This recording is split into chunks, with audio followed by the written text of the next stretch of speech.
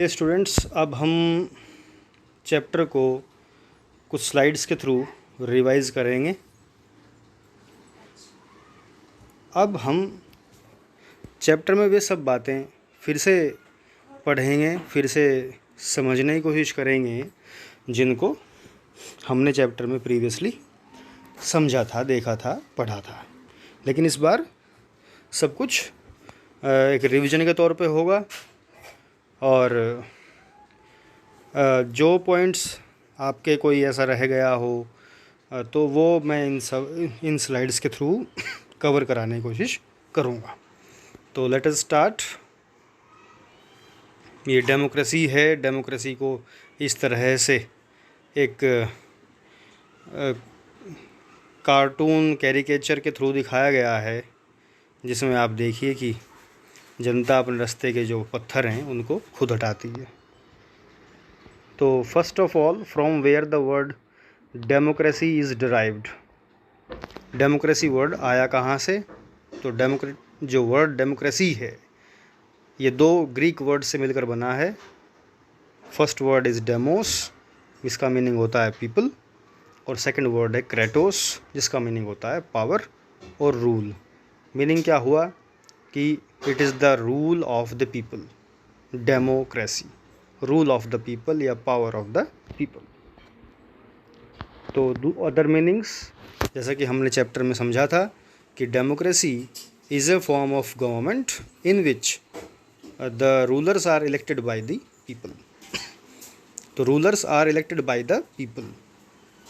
Form of government होती है, form of government यानी कई तरह की फॉर्म्स होती हैं गवर्नमेंट की, उनमें से एक फॉर्म ऑफ गवर्नमेंट है डेमोक्रेसी, जिसमें सरकार जनता बनाती है। ठीक है।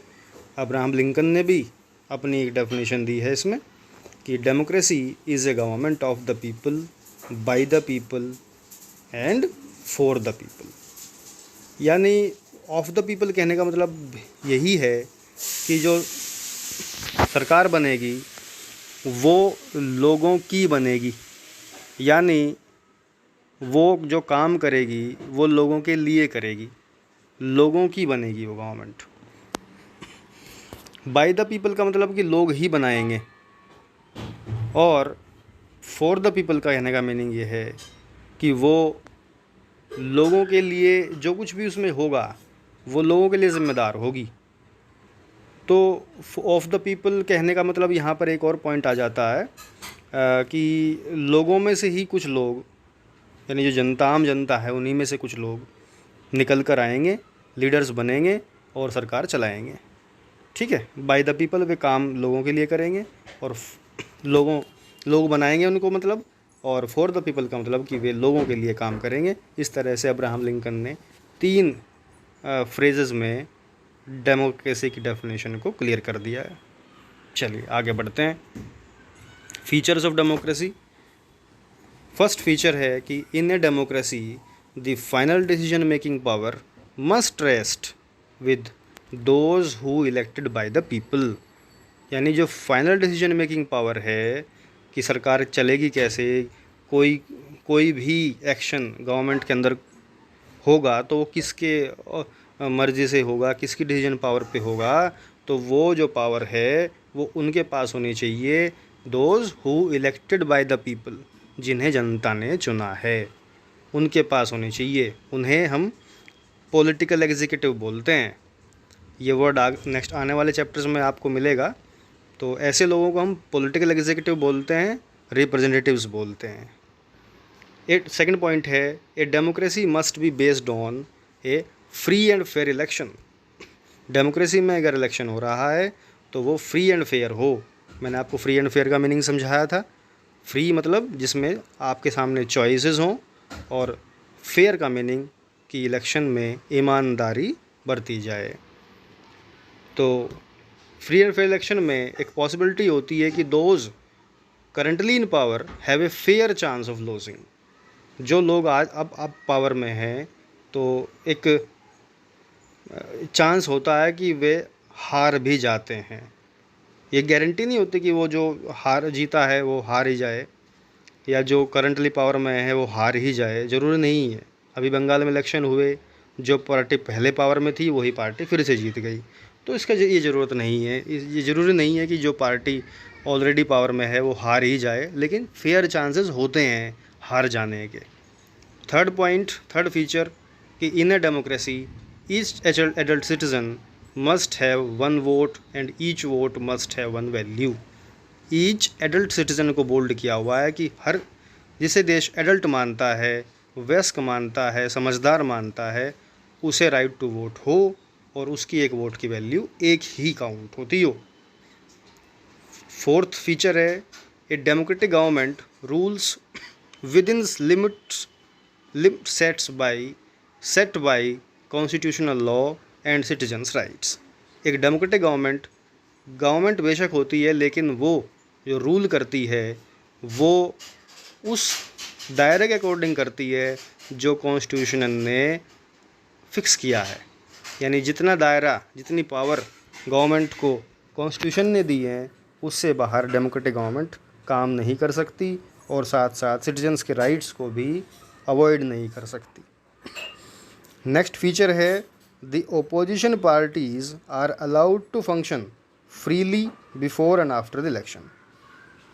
जो ओपोजिशन है, जो इलेक्शन में लोग लड़े लेकिन वो पार्टी नहीं जीत पाई, उसके कुछ लोग जीत पाए, तो ऐसे लोग ओपोजिशन बन जाते हैं।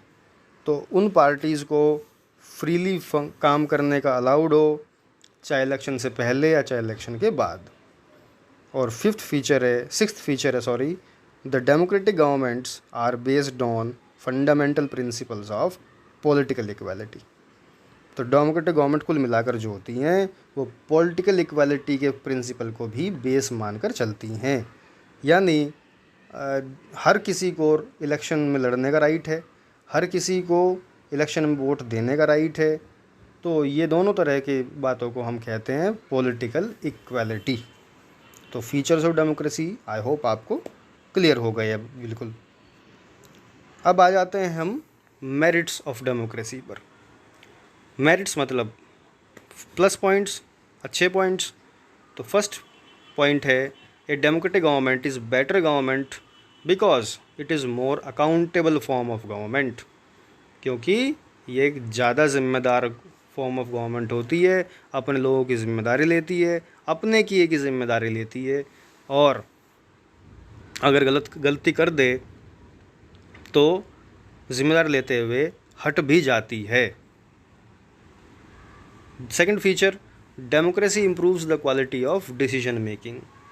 चूँकि बहुत सारे लोग, बहुत सारे रिप्रेजेंटेटिव्स एक साथ बैठकर किसी कानून को, किसी लॉ को, किसी फैसले पर पहुंचते हैं, तो जो डिसीजन मेकिंग क्वालिटी है वो इम्प्रूव हो जाती है। क्योंकि सिंगल पर्सन इसमें डिसीजन नहीं लेता, बल्कि एक ग्रुप ऑफ पीपल डिसीजन लेता है, जो कि ऐसे में जो डिसीजन है वो बेटर क्वालिटी का आता है। Third merit, democracy provides a method to deal with differences and conflict. जनता के बीच में, ग्रुप्स के बीच में अगर झगड़े हैं, डिफरेंसेस हैं, उसको सुलझाने का एक मेथड डेमोक्रेसी देती है। It is suitable for the countries like India. जैसा भारत है, आप जानते ही हैं कि India having diversity of language, religion and cultures. तो ऐसे देश में तो डेमोक्रेसी ही one and only best option है। Democracy in India made it possible to keep unity in diversity. India में चूँकि डेमोक्रेसी है, इसीलिए इंडिया जैसे देश में यूनिटी इन डाइवर्सिटी मेंटेन है। और फोर्थ मेरिट है in a democracy no one is a permanent winner और लूज़र। डेमोक्रेसी में कोई परमानेंट विनर या लूज़र नहीं होता। कोई जो आज विनर है कल फ्यूचर में वो लूज़र हो सकता है, और जो आज लूज़र है फ्यूचर में वो विनर भी हो सकता है। तो these are the merits of democracy which makes democracy better forms of government than other form of government. Next feature भी है एक, और वो मेरिट भी यहाँ पे हम देख सकते हैं। Democracy is a better than other forms government because it allows us to correct his own mistake. अगर गलती सरकार कर दे तो उसको सुधारने का मौका भी डेमोक्रेसी में ही होता है। एक किंग अगर गलत डिसीजन ले ले तो उसे कोई बदलवा नहीं सकता। एक डिक्टेटर अगर गलत डिसीजन ले ले तो उसे उसकी किसी को हिम्मत नहीं है कि वो उसे कह दे कोई कि वो डिसीजन गलत लिया है। लेकिन डेमोक्रेसी में जनता, आम जनता भी अपने रूलर्स को कह सकती है कि भाई आपने गलत डिसीजन लिया है, इसको बदलिए, और गवर्नमेंट बदल भी देती है। उस रास्ते से नहीं बदलती तो हमारे पास एक जुडिशरी होती है, जुडिशरी के थ्रू भी हम अपनी गवर्नमेंट के गलत फैसले को बदलवा सकते हैं। अगर जुडिशरी को लगे कि फैसला गलत लिया गया था तो it can be corrected. And fourth next merit है, democracy enhances the dignity of citizens. Dignity मतलब सम्मान, हर आदमी का सम्मान होता है, हर आदमी को उसकी ज़िंदगी में दखल नहीं दिया जाता उसका। यही सबसे बड़ा डिग्निटी होती है कि गवर्नमेंट बेवजह किसी की ज़िंदगी में दखल नहीं देती। सबको राइट टू प्राइवेसी है, राइट टू लाइफ है, राइट टू प्रॉपर्टी है, बहुत सारे राइट्स दिए गए हैं जिसके चलते आदमी, नागरिक अपनी ज़िंदगी को सम्मानपूर्वक जीता है, डिग्निफाइड तरीके से जीता है। तो ये बहुत बड़ी बात होती है डेमोक्रेसी में कि हर आदमी को अपने राइट्स होते हैं, फ्रीडम होती है। चलिए अब कुछ डिमेरिट्स या ड्रॉबैक्स की भी बात करें। देखिए, डिमेरिट्स और ड्रॉबैक्स भी होते हैं क्योंकि ये यूनिवर्स का रूल है, यूनिवर्सल रूल है कि जो चीज़ ब्राइट साइड दिख रही है आपको, उसकी दूसरी साइड डार्क भी होगी, है ना। एक कहावत है बहुत अच्छी, दिए तले अंधेरा, यानी दिया जो कि दुनिया को लाइट देता है, उसके खुद के नीचे अंधेरा होता है। ये इस बात को इंडिकेट करता है कि अगर किसी चीज़ में अच्छाइयाँ हैं तो उसमें चाहे एक बुराई हो लेकिन बुराई होती है। क्या इसमें क्या बुराइयाँ हैं देख लेते हैं। फर्स्ट है, leaders keep changing in a democracy. Leaders का बदलना डेमोक्रेसी का एक फ़ीचर होता है और ये अपने आप में ड्रॉबैक के तौर पे भी देख सकते हैं हम, क्योंकि अगर लीडर्स बदलते रहते हैं तो इट कॉजेज इनस्टेबिलिटी। सपोज़ करो कल आपका रिप्रेजेंटेटिव कोई और था और आज इलेक्शन के बाद कोई और बन गया तो उससे इंस्टेबिलिटी आती है। जो पॉलिसीज़ प्रीवियस लीडर बना के गया, हो सकता है कि नया लीडर उसको आकर इम्प्लीमेंट ना करे, नई पॉलिसीज़ बनाए। नेक्स्ट डिमेरिट है कि democracy is all about political competition and power play. जब से डेमोक्रेसी में नेताओं को अच्छा पैसा मिलने लगा है, पावर्स मिल गई हैं, पावर के साथ पैसा अगर आ जाए तो ये एक कंपटीशन और पावर प्ले बन के रह जाता है। फिर इसमें पावरफुल और रिच लोग ही पार्टिसिपेट करते हैं, वही जीतते हैं। और ये आपको थोड़ा समझ में भी आता होगा कि इवन प्रधानी का इलेक्शन भी है तो वहाँ पर भी एक कैंडिडेट लाखों रुपया खर्च कर देता है। तो उसे क्या लालच है इस बात का, क्योंकि उसे जीतने के बाद पता है कि पावर और पैसा दोनों मिलेंगे।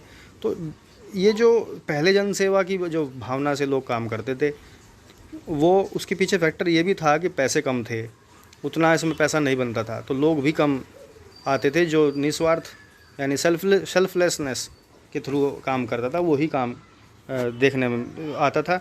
लेकिन जब से इसमें पैसा मिला है, सुविधाएं, फैसिलिटीज़, पावर आई है, तब से ये एक पावर प्ले, एक बिज़नेस बन चुका है। तो there is no scope for morality. आज मोरालिटी का स्कोप रह ही नहीं गया है, मानवता का, नैतिकता का कोई स्कोप नहीं है। नेक्स्ट डिमेरिट है, elected leaders do not know the best interest of the people. Elected leaders जो होते हैं उन्हें नहीं पता होता कि वे लोग क्या चाहते हैं, लोगों के मन में क्या है, लोगों की इच्छाएं क्या हैं, वे पूछते ही नहीं है कभी। एक बार जीत जाए फिर कभी पूछे आएगा भी नहीं। इलेक्शन के दौर में तो आपको आपके घर घर आएंगे, हाथ जोड़ेंगे, पैरों में पड़ेंगे। इलेक्शन हुए कि वे गायब हो जाते हैं। It leads to bad decisions.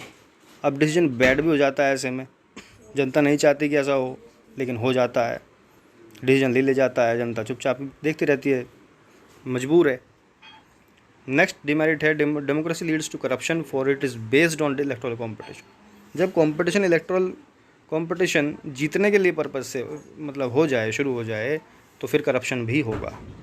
जीतने से पहले भी करेगा जीतने कैंडिडेट, और जीतने के बाद भी करेगा, क्योंकि उसने बहुत खर्चा किया हुआ है। वो खर्चा कैसे निकलेगा?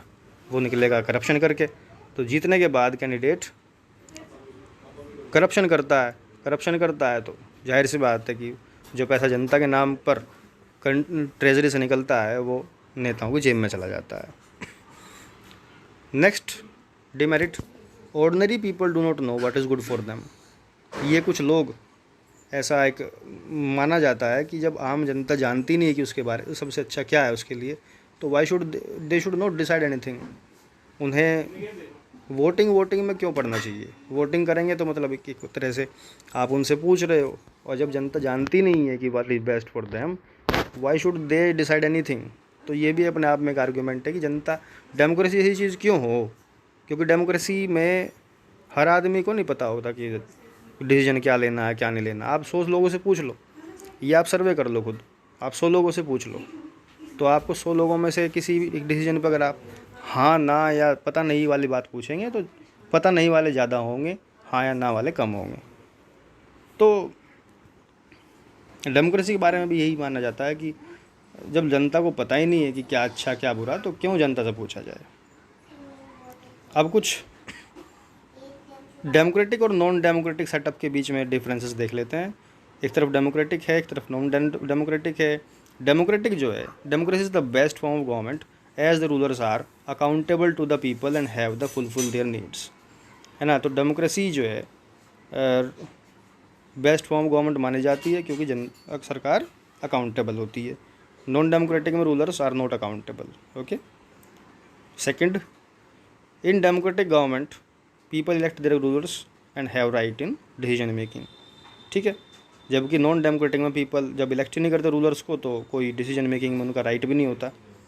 डेमोक्रेटिक में the parliament is the separate body and has no interference with army, है ना। आर्मी में कोई इंटरफेरेंस नहीं होता, आर्मी अलग से काम करती है, बल्कि पार्लियामेंट के कंट्रोल में काम करती है।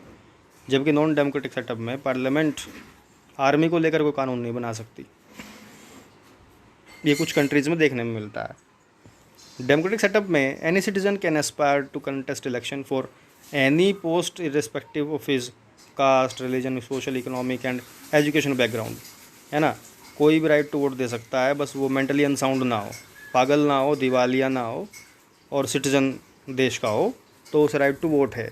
अदरवाइज़, जबकि नॉन डेमोक्रेटिक में राइट टू वोट जैसा कोई मतलब ही, क्योंकि इलेक्शन ही नहीं होते, तो फिर राइट टू वोट मिलने का कोई मतलब ही नहीं होता। डेमोक्रेटिक सेटअप में democracy is based on consultation and in democratic government people enjoy their right to discussion. Consultation होता है, बहुत सारे लोगों से डिस्कशन होता है, तब जाकर किसी फाइनल फैसले पर सरकार पहुंचती है। नॉन डेमोक्रेटिक में चूँकि डिक्टेटरशिप है या मोनार्की है, तो वो सिंगल पर्सन या एक छोटी सी बॉडी डिसीजन ले लेती है और वही एक्शन में एक्शन ले जाता है। डेमोक्रेटिक सेटअप में there are free and fair elections होते हैं, तो फ्री एंड फेयर भी होते हैं। Elections offer a choice and fair opportunity to the people to change the current rulers. लोगों के सामने एक ऑप्शन होता है, चॉइस, अपॉर्चुनिटी होती है कि जब इलेक्शंस आएँ तो जो अगर गलत रिप्रेजेंटेटिव उनके सामने है उसको वे बदल सकें। इन नॉन डेमोक्रेटिक इलेक्शन इस गवर्नमेंट इलेक्शंस होते नहीं हैं, और अगर हो भी जाएँ तो फिर वो रिगिंग होती है, उसमें जो ऊपर से सोच ले जाता है वही होता है, फिर वो उसमें कोई जनता को कोई खास रोल नहीं होता। डेमोक्रेटिक सेटअप में there is a freedom of expression and people enjoy their fundamental right, है ना। तो फ्रीडम होती है बहुत तरह की, एक्सप्रेशन है, मूवमेंट की फ्रीडम है, बहुत कुछ फ्रीडम है। जबकि और लोगों को उनके फंडामेंटल राइट्स एंजॉय करने दिए जाते हैं, कोई छीन नहीं सकता उन्हें। इंडिया में तो ये इनएलिएनेबल हैं, बहुत ही इमरजेंसी कंडीशन में ही कुछ राइट्स छीने जा सकते हैं, वो भी सस्पेंशन के तौर पे, अदरवाइज़ नहीं छीने जा सकते। नॉन डेमोक्रेटिक सेटअप में there is no freedom of expression, ना फंडामेंटल राइट्स हैं, ना कुछ नहीं है ना। जैसे कि इसमें एग्जांपल भी दिया सऊदी अरेबिया, जिम्बाब्वे, और सबसे बड़ा एग्जांपल तो नॉर्थ कोरिया का है, जहाँ पर लोग कैद देश के अंदर ही कैद में रहते हैं। एक तरह से वो उनका कैद खाना ही है पूरा देश। They have no rights, no freedom. वे बस बेचारे अपने जीवन को वहाँ काटते हैं बस इस तरह से। अब कुछ डेमोक्रेसी की भी दो तरह की टाइप्स यहाँ देखने में मिलती हैं, direct democracy and indirect democracy. Direct क्या है? In a political setup where people themselves make the law. लोग मिलकर बैठते हैं और कानून बनाते हैं। जैसे कि परिवार है, परिवार के अंदर अगर परिवार के रूल्स बन रहे हैं तो वहाँ पूरा परिवार बैठता है और तब डिस्कशन करके किसी रूल रेगुलेशन के सेटअप करते हैं। वो काइंड ऑफ डायरेक्ट डेमोक्रेसी है, क्योंकि जनता डायरेक्ट काम कर रही है। Decisions are taken on the basis of majority of the opinion, यानी जिसकी तरफ मेजोरिटी होती है, यानी ज़्यादा लोग जिसे हाँ करते हैं उसकी तरफ कानून वही रूल बन जाता है। तो ये तो होता ही है, क्योंकि सबकी एक ही डिसीजन पर हाँ हो वो बहुत ही कम होता है। It is suitable for the geographically small countries with less population, लेकिन जहाँ पॉपुलेशन कम है ऐसे कंट्रीज़ में ही कामयाब होती है डायरेक्ट डेमोक्रेसी, नहीं तो डायरेक्ट डेमोक्रेसी कामयाब नहीं हो सकती। एंशियंट टाइम में हुआ करते थे लोग डायरेक्ट डेमोक्रेसी करते थे। इंडिया में भी कई एग्जाम्पल ऐसे मिलते हैं हमें देखने में जहाँ पर गणतंत्र हुआ करते थे, यानी रिपब्लिक्स हुआ करते थे। रोम में भी रिपब्लिक्स हुआ करते थे, तो वो ऐसे ही करते थे लोग। आज भी स्विट्ज़रलैंड में डायरेक्ट डेमोक्रेसी जैसी एक एग्जाम्पल देखने को मिलता है। इनडायरेक्ट डेमोक्रेसी क्या है? क्योंकि बहुत ज़्यादा पॉपुलेशन है कंट्रीज़ की और लोगों के पास इतना टाइम नहीं है कि वे डिसीजन मेकिंग में डायरेक्टली जा सकें, तो मॉडर्न वर्ल्ड में countries are following indirect democracy, जहाँ रिप्रेजेंटेटिव्स जिन्हें लोग चुनते हैं वे एक्शन लेते हैं, वे डिसीजन लेते हैं और वे सब कुछ करते हैं on the behalf of people. तो इंडिया में यही चीज़ है। हालांकि इंडिया में दोनों चीज़ें देखने को मिलती हैं। जो स्टेट इलेक्शन है और सेंट्रल इलेक्शन है वहाँ तो हम रिप्रेजेंटेटिव चुनते हैं, लेकिन जो प्रधानी के इलेक्शन है इसमें डायरेक्ट डेमोक्रेसी का भी एक टच होता है। इसमें क्या है कि ईयर में 3 टाइम्स ग्राम सभा की मीटिंग होती है, और ग्राम सभा की मीटिंग का मतलब ये है कि जो भी फैसला होगा उसमें जो वोटर्स हैं वो साथ सब मिलकर बैठेंगे, प्रधान साथ में वहीं होगा और फैसला सब मिलकर करेंगे। ये प्रोविज़न होता है एक्चुअली, यही डायरेक्ट डेमोक्रेसी है। हाल वो नहीं होता, वो प्रैक्टिकली नहीं किया जाता, वो उसे लोग नहीं इतना अवेयर नहीं है या लोगों के पास इतना टाइम नहीं है, वो अलग बात है कि होता नहीं है वो, लेकिन प्रोविज़न ही यही है। इसमें कोई एग्जांपल दिए गए, पाकिस्तान का एग्जांपल मैंने आपको समझा ही दिया था, है ना। वहाँ पर परवेज़ मुशर्रफ ने कू कर दिया और वो उसने इलेक्टेड गवर्नमेंट को हटा दिया और ख़ुद वहाँ का चीफ एग्जीक्यूटिव या डिक्टेटर बन के बैठ गया, है ना। फिर उसने रेफरेंडम कराया जिससे उसे अगले 5 साल का एक्सटेंशन भी मिला, है ना। उसने बहुत सारे ऑर्गेनाइजेशन को कंट्रोल किया और अपनी पावर को बढ़ाने के लिए उसने लीगल फ्रेमवर्क ऑर्डर इशू कर दिया, है ना, जिससे कि वो कॉन्स्टिट्यूशन को अमेंड कर सकता था।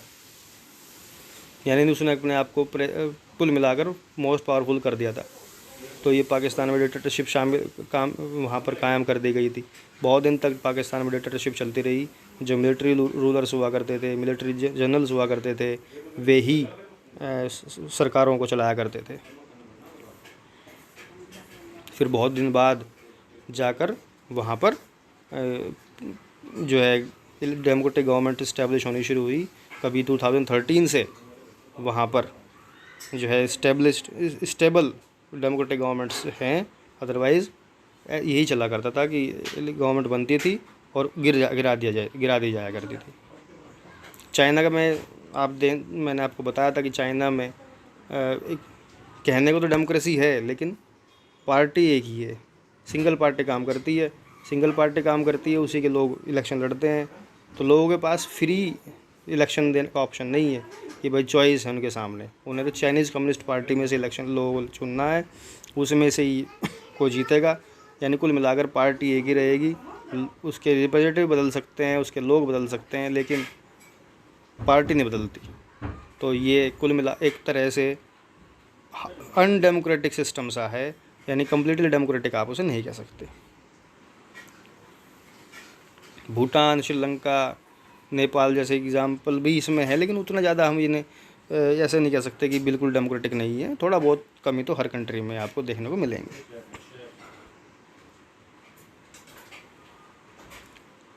तो वही बात जो मैं आपको बता रहा था फिर से इस स्लाइड में है कि भाई major decision by elected leaders, 1 person 1 vote 1 value, respect for rights, rule of law, free and fair electoral competition, ये डेमोक्रेसी के सब फीचर्स होते हैं। अब हम आ जाते हैं ब्रॉडर मीनिंग्स ऑफ डेमोक्रेसी पे। तो ब्रॉडर मीनिंग ऑफ डेमोक्रेसी का मतलब ये है कि modern democracy involve such a large number of people that it is physically impossible for them to sit together and take a collective decision, है ना। तो ज़्यादा पॉपुलेशन होने से कि सभी लोग इकट्ठे नहीं बैठ सकते, वे इकट्ठे बैठ के डिसीजन नहीं ले सकते। तो उसके लिए क्या करते हैं वे। दूसरी बात ये भी है कि लोगों के पास टाइम भी नहीं है, अपना बहुत सारे काम है, इतने फुर्सत नहीं है लोगों के पास कि वे डिसीजन ले लें। आप मोहल्ले में मीटिंग करा लो, जो आधे भी आ जाएं, लोगों के पास टाइम नहीं है डिसीजन लेने के लिए। तो इसके लिए आज दुनिया भर में वही रिप्रेजेंटेटिव डेमोक्रेसी चलती है। रिप्रेजेंटेटिव चुनो और उसकी जिम्मेदारी दे दो कि भाई तुम हमारे लिए डिसीजन लो। Aims of good democracy, true democracy will come to the country only when no one goes hungry to bed. अच्छी डेमोक्रेसी का एक बहुत बड़ा लक्ष्य ये होना चाहिए कि भाई हर कोई भी भूखा ना सोए। In the democracy every citizen must be able to play equal role in decision making, है ना। हर सिटीजन को एक इक्वल रोल मिलना चाहिए, अपॉर्चुनिटी मिलनी चाहिए। For this you don't need to be just equal right to vote, every citizen needs to have equal information, basic education, equal resources and lot of commitment, है ना। तो हर citizen को एक equal information सरकार सबको equally दे, education का सबको right हो, इक्वल रिसोर्सेज सबको राइट हो, रिसोर्सेज भी सबका इक्वल राइट हो। ये सब चीज़ें भी डेमोक्रेसी को कामयाब बनाती हैं। तो